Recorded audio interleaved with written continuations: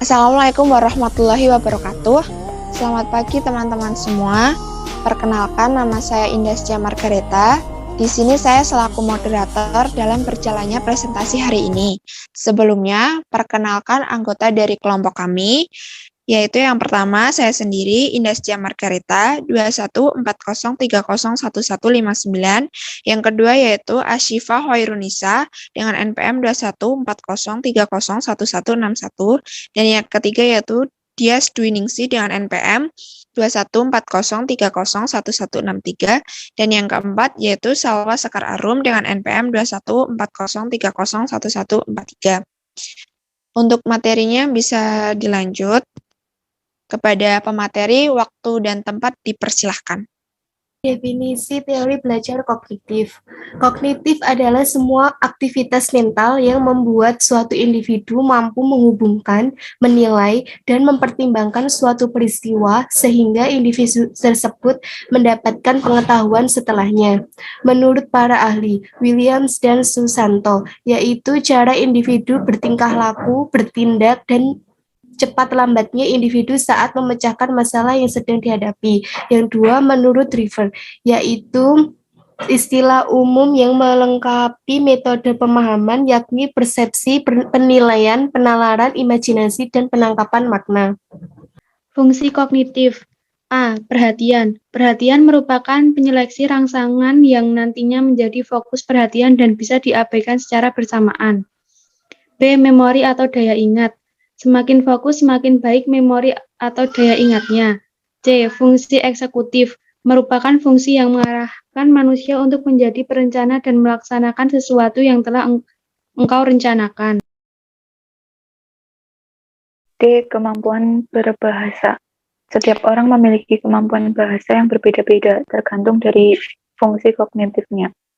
E. Merasakan dan mengenali. Kehadiran fungsi kognitif membuat seseorang bisa merasakan dan mengenali segala sesuatu di sekitarnya. Level kognitif. Level 1. Level ini menunjukkan tingkat kemampuan yang paling rendah karena hanya menuntut pengetahuan dan pemahaman peserta didik. Jika mengacu pada taksonomi Bloom, soal level 1 ini mencakup soal C1, mengingat, dan C2, memahami. Level 2, pada level ini tingkat kemampuannya tentu lebih tinggi daripada level 1 karena menuntut peserta didik untuk mampu menerapkan. Jika mengacu pada taksonomi Bloom, soal level 2 mencakup soal C3 yaitu mengaplikasikan. Yang ketiga yaitu level 3. Tingkat kemampuan soal pada level 3 ini paling tinggi di antara dua level sebelumnya, karena menuntut peserta didik untuk menganalisis, menyintesis, dan mengevaluasi. Jika mengacu pada taksonomi Bloom, soal level 3 ini mencakup soal C4, menganalisis, C5, mengevaluasi, dan C6, mencipta. Contoh level kognitif. 1. Seorang individu tetap merokok meskipun dia tahu bahwa hal tersebut dapat mengganggu kesehatan. 2. Seorang berkata bohong akan tetapi berusaha meyakinkan diri sendiri bahwa sedang mengatakan hal baik. 3. Seseorang dia tahu bahwa hal tersebut dapat mengganggu kesehatan. 2. Seorang berkata bohong akan tetapi berusaha meyakinkan diri sendiri bahwa sedang mengatakan hal baik.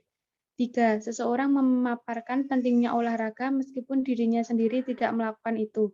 Perilaku ini dapat disebut sebagai perilaku. 4. Seorang mengkonsumsi daging meskipun dia menyebut bahwa dirinya adalah pecinta binatang yang tidak setuju apabila hewan disembelih. Perilaku ini disebut dengan istilah myth paradox. Tokoh-tokoh teori kognitif. Teori perkembangan Piaget. Menurut Piaget, setiap anak mengembangkan kemampuan berpikirnya menurut tahap yang teratur. Piaget berpendapat bahwa pengetahuan dibentuk oleh individu. Pengetahuan dibangun dalam pikiran. Pengetahuan yang dibangun dalam 3 bentuk, yaitu pengetahuan fisik, pengetahuan logika matematik, pengetahuan sosial. Belajar pengetahuan meliputi 3 fase, yaitu fase eksplorasi, fase pengenalan konsep, dan fase aplikasi konsep. Kemudian teori kognitif Brunner. Dalam aplikasi praktisnya, teori ini sangat membebaskan pembelajar untuk belajar sendiri, sehingga cenderung bersifat discovery. belajar dengan cara menemukan. Disebut juga kurikulum spiral Brunner.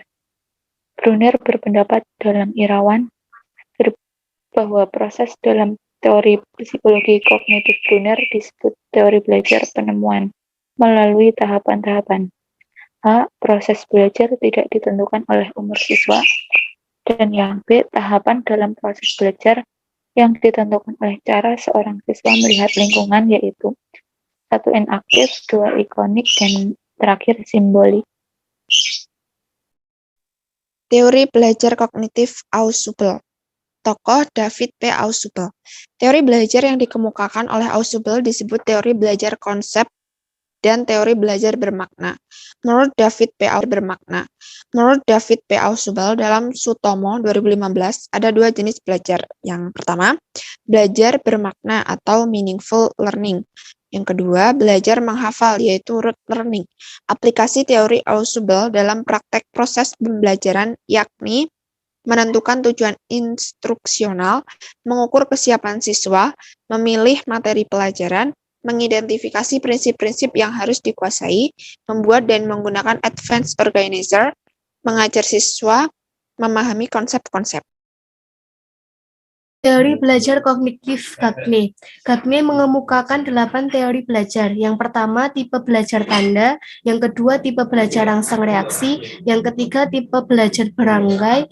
Keempat, tipe belajar asosiasi verbal. Yang kelima, tipe belajar membedakan. Yang keenam, tipe belajar konsep. Yang ketujuh, tipe belajar kaidah. Dan yang terakhir, pemecahan masalah.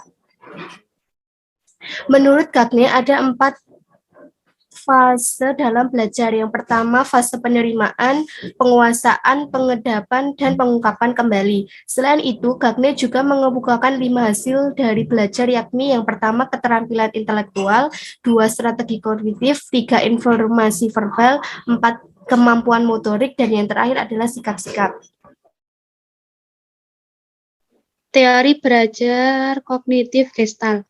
Peletak dasar teori Gestalt adalah Mark Wertheimer. Teori Gestalt memandang belajar adalah proses yang didasarkan pada pemahaman. Insight. Insight adalah pengamatan atau pemahaman mendadak terhadap hubungan-hubungan antar bagian-bagian di dalam suatu situasi permasalahan. Adapun hukum-hukum belajar menurut psikologi Gestalt adalah 1. Hukum penuh makna, 2. Hukum kesamaan, 3. Hukum kedekatan, 4. Hukum ketutupan, 5. Hukum kontinuitas.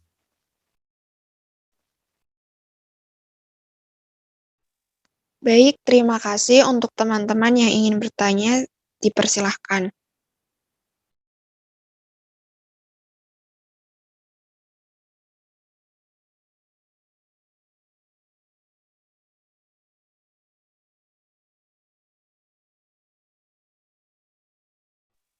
Ternyata sudah ada 3 pertanyaan di kolom chat, yaitu dari Mas Rahmadani Kurniawan, Mbak Azarin Hasya, dan Mbak Siti Risa Mawarni.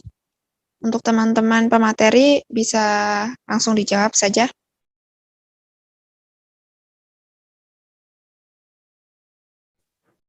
Pertanyaan dari Rahmadani Kurniawan dengan NPM 2140301151.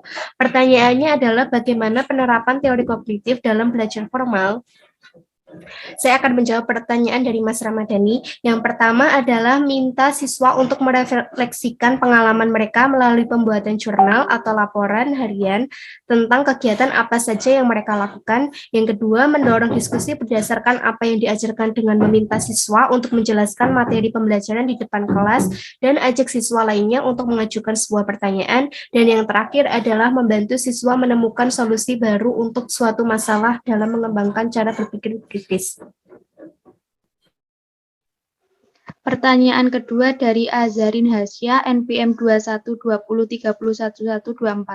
Pertanyaannya, apa saja penerapan teori belajar kognitif di kelas dan masalah apa yang mungkin muncul pada saat pembelajaran dengan menggunakan teori kognitif?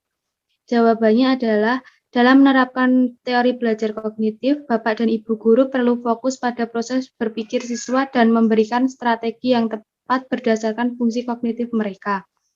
Melibatkan siswa dalam berbagai kegiatan seperti memberikan waktu bagi mereka untuk bertanya, kesempatan untuk membuat kesalahan dan memperbaikinya. Kendala, guru akan menganggap untuk membuat kesalahan dan memperbaikinya. Kendala, guru akan menganggap kemampuan dan daya ingat semua siswa itu sama. Terima kasih. Pertanyaan yang ketiga dari Siti Risa Mawarni, NPM 214030147. Pertanyaannya, mengapa teori kognitif sangat penting dalam pendidikan? Jika teori ini tidak diterapkan, apa nantinya akan merusak tatanan dalam pendidikan? Jawabannya penting karena dalam belajar akan lebih berhasil apabila disesuaikan dengan tahap perkembangan kognitif peserta didik. Hal ini disebabkan karena setiap tahap perkembangan kognitif memiliki karakteristik yang berbeda-beda. Terima kasih.